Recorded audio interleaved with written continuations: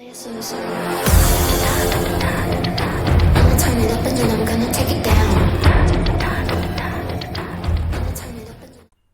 kawan-kawan semua, selamat datang di channel YouTube saya. Pada video kali ini saya akan membagikan soal if nested atau percabangan bersarang begitu. Jadi di dalam percabangan itu kita sudah belajar soal if else, kemudian if else if, dan switch case ya. Nah, itulah percabangan-percabangan yang ada pada pemrograman Java. Tapi selain itu ada juga percabangan bersarang. Percabangan bersarang itu adalah percabangan yang kemudian di dalam percabangan tersebut ada percabangan lagi begitu. Biasanya kan kemarin kita belajar bagaimana kalau misalkan setelah if itu langsung jalankan kode begitu. Nah, di percabangan bersarang itu, jadi setelah kita menuliskan if, di dalam blok kode if kita menuliskan if lagi begitu. Nah, gunanya untuk apa? Gunanya itu agar kita memiliki banyak pilihan-pilihan begitu. Jadi ketika satu aplikasi memiliki syarat yang cukup kompleks, maka kita gunakan percabangan bersarang agar ada semacam level begitu ya, ada semacam level syaratnya. Nah, seperti sekarang saya akan mencontohkan sebuah aplikasi diskon belanja untuk yang member dan yang bukan member. Begitu. Di sini kita bisa lihat kita kelasnya di sini diskon belanja.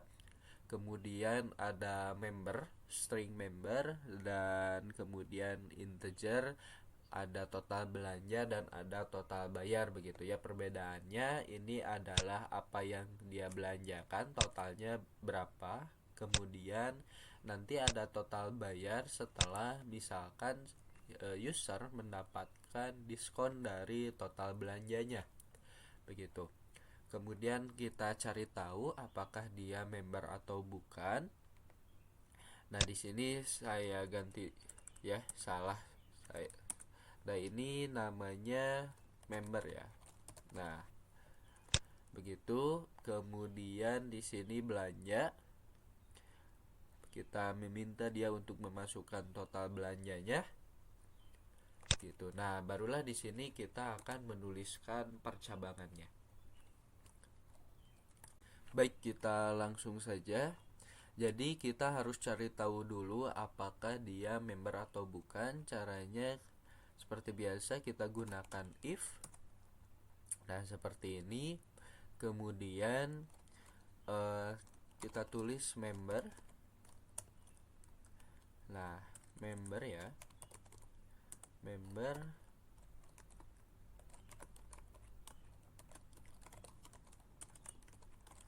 Nah, equal Eigner case ini adalah suatu sistem yang dapat membuat sebuah teks string.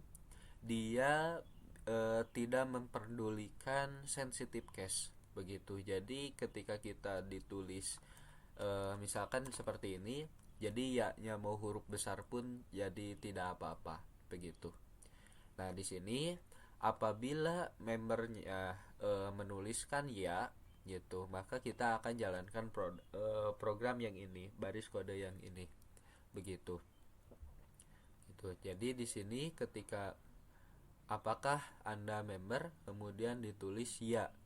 Nah, maka yang akan dijalankan adalah ini begitu. Adapun equals Eigner case fungsinya agar tulisan ya ini bisa huruf besar atau bisa menggunakan huruf kecil. Nah, di dalam blok kode yang if ini kita tambahkan if lagi begitu. Jadi di sini kita cari tahu berapa total belanjaan dia begitu. Nah, kita di sini gunakan if lagi seperti ini begitu. Jika total belanja misalkan lebih dari sama dengan 2 juta begitu, maka nah barulah di sini total belanja, maka total bayar, maksud saya total bayar adalah total belanja dikali 0,2 begitu ya, karena kita beri dia diskon 20% seperti itu. Nah, begini. Kemudian cukup sampai di sini. Misalkan kita buat tulisan print ya. Selamat Anda mendapatkan diskon 20%. Kemudian kita tulis lagi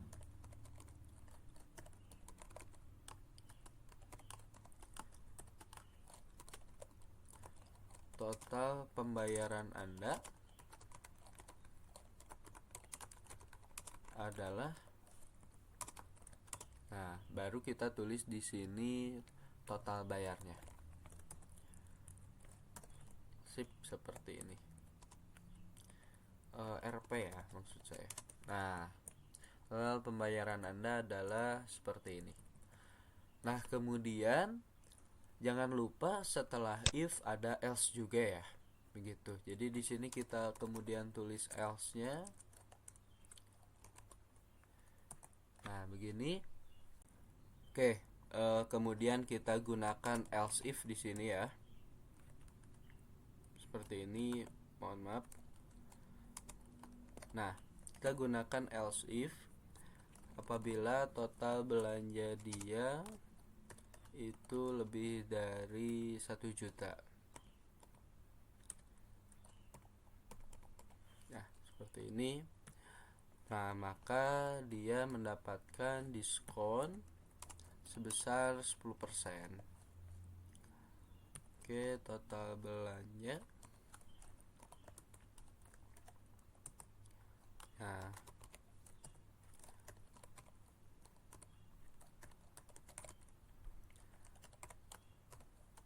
oke, kita copy paste saja ya biar cepat. Kalau seperti ini tidak apa-apa. Nah, selamat Anda mendapatkan diskon 10%. Total pembayaran Anda adalah begini. Oke, kemudian di sini baru kita buat else. Nah, baru kita buat else karena dia tidak mendapatkan diskon, begitu. Nah, kalau tidak dapat diskon ya berarti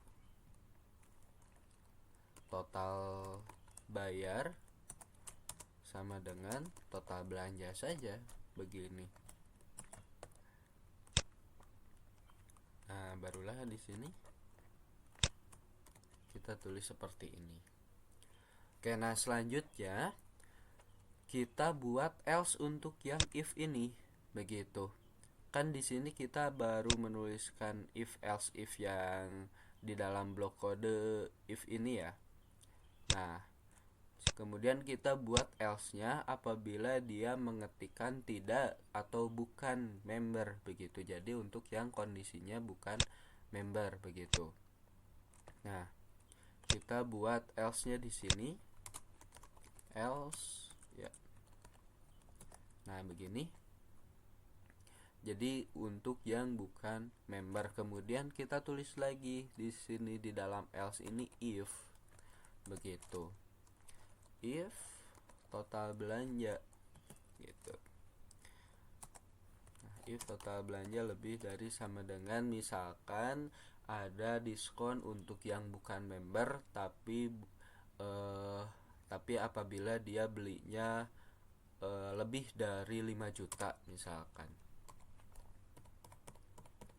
begitu ya. Karena yang member kan dia dikasih diskon beli 2 juta juga dia sudah dapat diskon, begitu. Beli 1 juta juga dia sudah dapat diskon. Tapi karena dia bukan member, kalau mau diskon apabila belanjanya lebih dari 5 juta. Nah, maka di sini kita tulis lagi seperti ini ya. Sama saja diskonnya dia mendapatkan 20%. Kemudian kita buat else di sini. Mau else if juga boleh, mau else langsung juga tidak apa-apa ya. Jadi disesuaikan dengan kondisi klien kita atau kondisi dari studi kasus kita.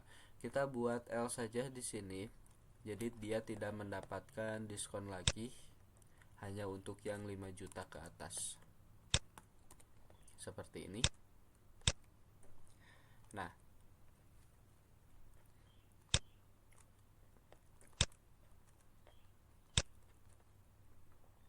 oke, aplikasinya sudah selesai ya. Nah, inilah percabangan bersarang. Jadi teman-teman bisa lihat bahwasanya percabangan bersarang itu sekali lagi adalah percabangan di dalam percabangan yang lain atau di dalam percabangan lagi, karena dia memiliki kondisi tertentu yang membutuhkan sebuah syarat atau ada multi syarat begitu.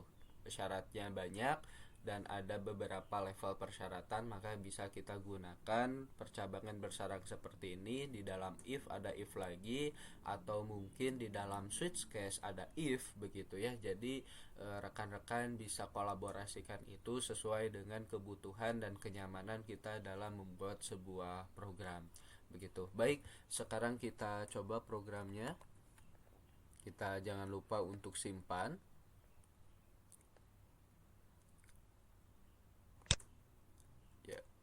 Kita simpan terlebih dahulu. Nah, kita samakan ya dengan nama kelas diskon belanja.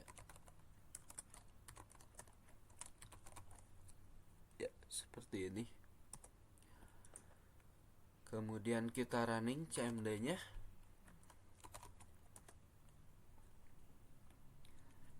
Dan kita compile. Diskon belanja ya, Java.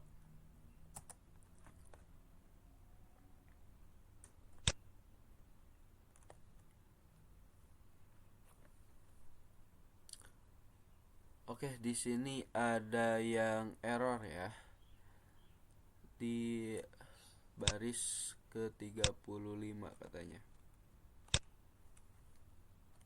Oke, kita lihat ya errornya di sini.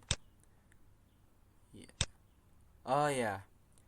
Jadi di sini kita sudah membuat kurung kurawal penutup ya untuk menutup public static void ini. Nah, bisa kita lihat di sini ada garisnya, berarti dia punya penutupnya. Begitu. Nah, tuh begitu. Kemudian kita lihat yang kelas. Nah, yang kelas ini dia tidak memiliki penutup. Itu ditandai dengan tidak ada garisnya. Jadi kita harus tutup itu. Nah, di sini bisa kita tutup seperti ini. Nah, maka dia sudah ada penutupnya ya.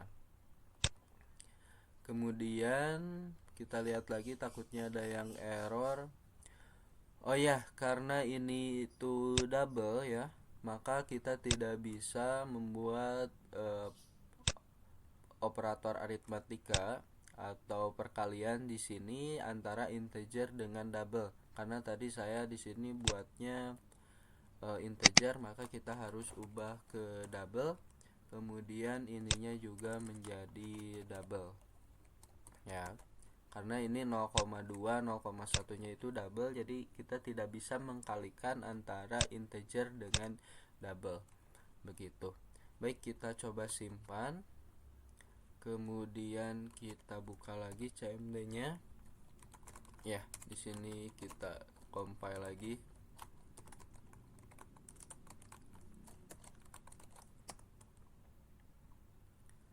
Oke, tidak ada lagi yang error ya di sini.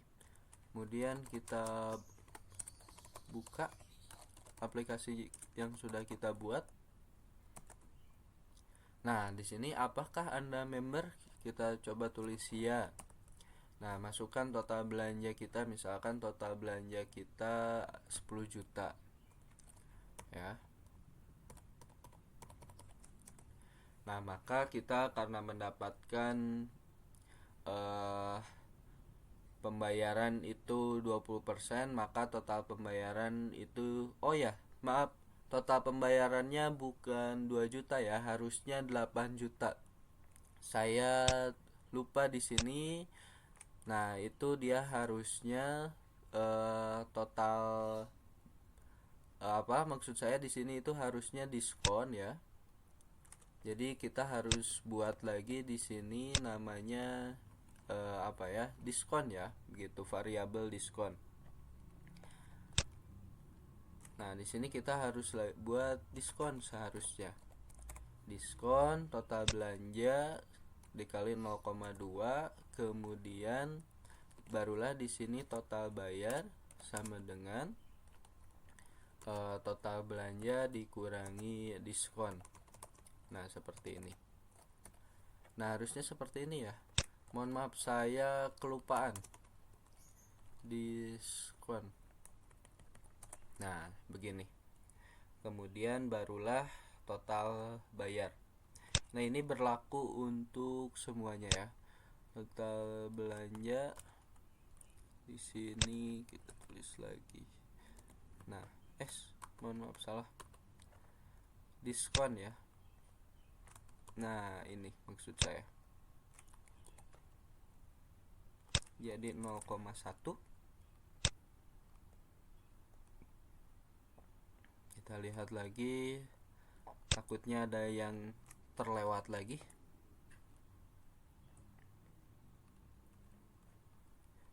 Oke. Kayaknya tidak ada yang terlewat. Kita simpan lagi ya. Kemudian kita compile lagi.